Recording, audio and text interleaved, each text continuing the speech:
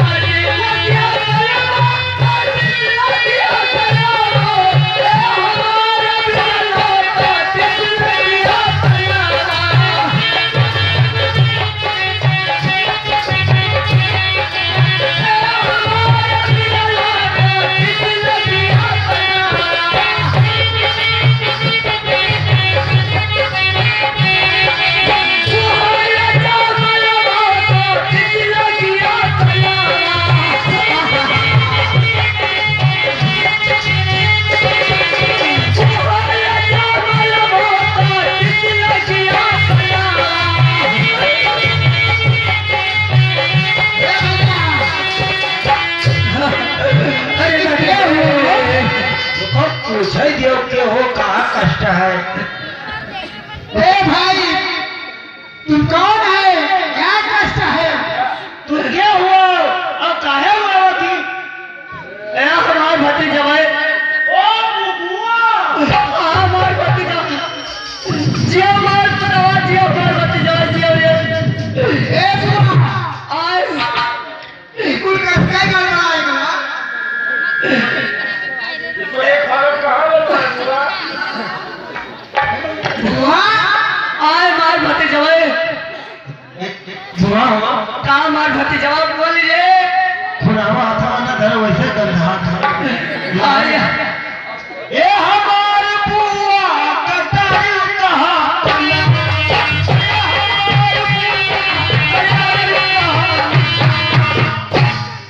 हमारी भतीजा बहुत पिरान है रे। आजा काका रे काका ये चेत बहुत है तेरी कुदम में जो मेरी तू जा कर अभी पकड़ लिया। ये कहीं था कहाँ रे कहीं तक गंधा है जाए भाई नहा में घंटा भर। ये कहीं था कहाँ हो? चरचरा नहीं तो मैं सोच रहा। अरे हमारे भतीजा बहुत पिरान है नहीं चल मेरे भैया पकड़ ले। आओ यहीं पे आओ यहीं पे। आजा बताओ हमारे भैया से पानी हो जा बीच में बोले ना करवासन ना क्यों भरे मुझे मुझे चिल्लाए ना दे तो होते हुए बुआ। अरे जल्दी जाइए भैया ये बुआ अरे दादा कुछ रखा हुआ चरचरा नहीं। हाँ वही इल्जाम हुआ करती वो तो कॉल चली आए ना ऐसा हो सकता है कल्ला नहीं लिए। चलो महाराज का बतावा जाए। जहाँ तेरा दिलो मिला जल्दी यही महाराज की क्या बात है मंत्री? महाराज बुआ सौ प्रकार रोटी बिलखते आई है। उनका नाक और कान कटा हुआ है। आया मार भैया किसने की है? हे बुआ महाराज का बताओ कि तुम्हारे साथ ही दुर्घटना क्या किया है? बताओगे भैया दुहाई हो भैया मैं जंगल में घूमने के लिए गई थी और छोटे छोटे बच्चे थे और बच्चे के देखे तो संगरिया तू मेहरारू नहीं रहे और देखे ना मेरे को काम के अपने भाती जवन खतीली हाथ चली पशु जवन छोटका रहा बड़ा खराब रहा गुस्सा पकड़ भरा रहा बच्चे बाजी हप से काट ली समान भैया मारो ये अपन गलती चरचरे लाई रे चेत मोद जई मोदराई से अब बुआ जवन थोड़ा पोपो हां गया ठीक है था काओ जवन काटे तो नहीं काटी नहीं जो विदेशी खरगोशा पीछे वो आए वो देखो खाए पिए दहिया बना रहा है पशु की अखी से लो भाई के बस काट ली से खड़ी चिल्लाओ ना महाराज बड़े खुश है भाई महाराज भैया वही जंगलों में मिला है छोट छोट और मेरे वो ही सता बस हम देखे बस हम चल भैया खाते अपने लिए हट चल पशु जन छोटका रहा तो देखी सी कुछ देखिए तो सब पैसा कजे हाथ पर सरकार आओ चलो बताइए भैया ठीक है चल कर बताइए उन दोनों बच्चों को चलो आओ चल चलो चल ले